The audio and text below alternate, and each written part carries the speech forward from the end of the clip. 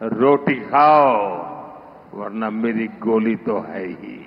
भारत ने रौद्र रूप दिखा दिया।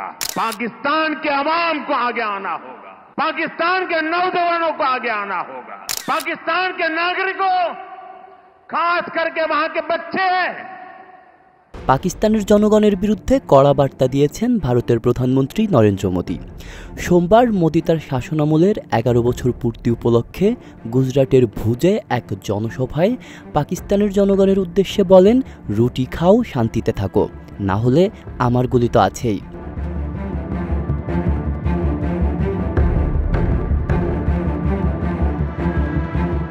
মোদি বলেন, পাকিস্তান যদি শান্তিতে রুটি খেতে চায় তবে তাদেরকে সন্ত্রাসবাদ পরিত্যাগ করতে হবে, অন্যথায় ভারতের পক্ষ থেকে কঠোর জবাবের জন্য প্রস্তুত থাকতে হবে।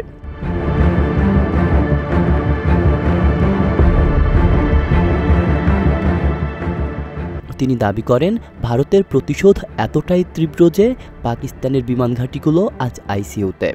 মোদি দাবি করেন, ভারতের সেনাবাহিনীর সাহসিকতার কারণে পাকিস্তান সাদা পতাকা তুলতে বাধ্য হয়েছিল।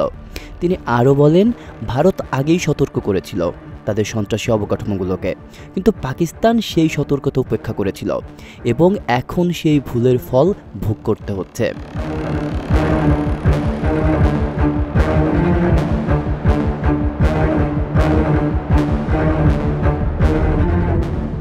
এর আগে গুজরাটের দাহোদে এক জনসভায় মোদি অপারেশন সিঁদুর প্রসঙ্গে বলেন, এটি কেবল একটি সামরিক অভিযান ছিল না, বরং ভারতের সাংস্কৃতিক মূল্যবোধ ও আবেগের প্রতিফলন।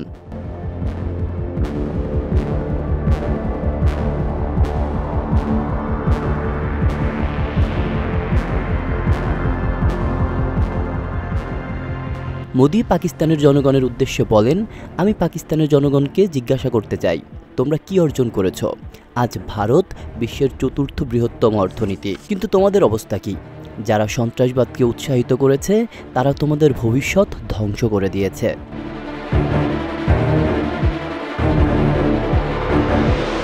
রোড শোর সময় মোদিকে উষ্ণ অভ্যর্থনা জানায় স্থানীয় জনতা।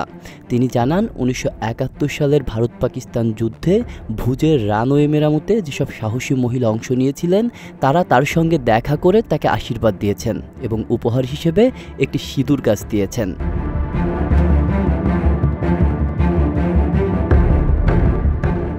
আব্দুল্লাহ রাফসান জনি, ঢাকা প্রকাশ।